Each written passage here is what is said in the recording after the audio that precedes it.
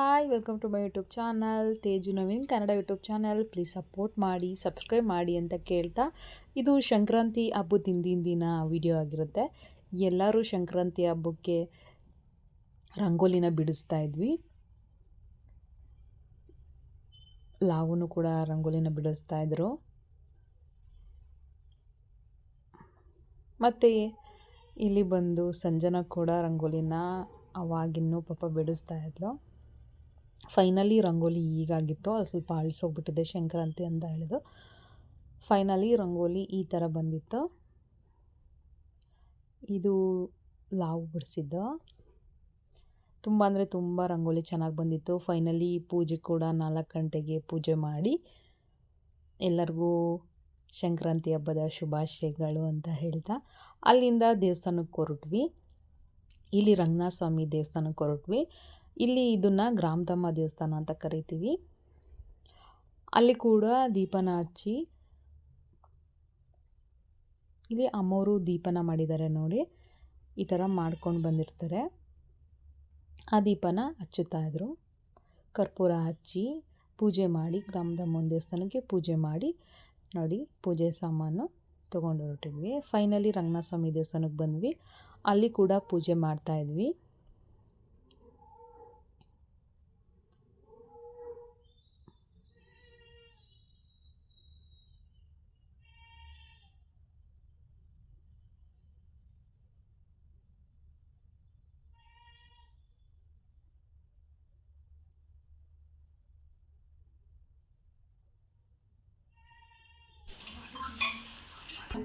ಅಲ್ಲಿ ಆಚೆ ಎಲ್ಲ ಪೂಜೆ ಮುಗಿಸಿ ಒಳಗಡೆ ಹೋಗಿ ಅಲ್ಲಿ ಪೂಜೆ ಸಾಮಾನು ಕೊಟ್ವಿ, ದೇವ್ರ ಪೂಜೆಗೆ ಅಂತ ಹೇಳಿ. ಅಲ್ಲಿ ಎಲ್ಲ ರೆಡಿ ಮಾಡ್ಕೊತಾಯಿದ್ರು ಪೂಜೆಗೆ ಅಂತ ಹೇಳಿ.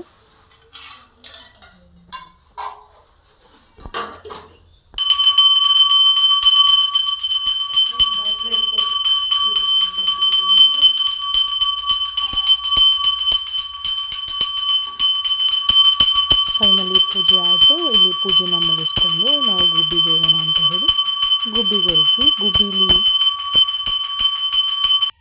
ನೋಡಿ, ಗುಬ್ಬಿಗೆ ಹೋಗೋಣ ಅಂತ ಹೇಳಿ ಗುಬ್ಬಿಗೆ ಹೊರಟ್ವಿ. ನಡ್ಕೊಂಡೇ ಹೋಗ್ತಾಯಿದ್ವಿ ಎಲ್ಲರೂ ಮಾತಾಡಿಕೊಂಡು.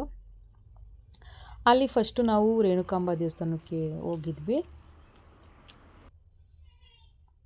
ನೋಡಿ. ರೇಣುಕಾಂಬ ದೇವಸ್ಥಾನಕ್ಕೆ ಹೋಗಿದ್ವಿ. ತುಂಬ ಅಂದರೆ ತುಂಬ ಎಲ್ಲ ಕಡೆಯೂ ಅಷ್ಟೇ ಅಲಂಕಾರ ಅಂತೂ ತುಂಬ ಚೆನ್ನಾಗಿ ಮಾಡಿದರು. ಎಲ್ಲಮ್ಮನ ದೇವಸ್ಥಾನದಲ್ಲೂ ಕೂಡ ಅಲಂಕಾರ ಚೆನ್ನಾಗಿ ಮಾಡಿದರು. ಅಲ್ಲೂ ಪೂಜೆ ಸಾಮಾನು ಕೊಟ್ವಿ, ಪೂಜೆಗೆ ರೆಡಿ ಮಾಡ್ತಾಯಿದ್ರು. ಇಲ್ಲೂ ಕೂಡ ಪೂಜೆ ಮಾಡಿಸ್ಕೊಂಡು ನೆಕ್ಸ್ಟು ಆಂಜನೇಯನ ದೇವಸ್ಥಾನಕ್ಕೆ ಹೋಗೋಣ ಅಂತ ಹೇಳಿ ಹೊರಟ್ವಿ.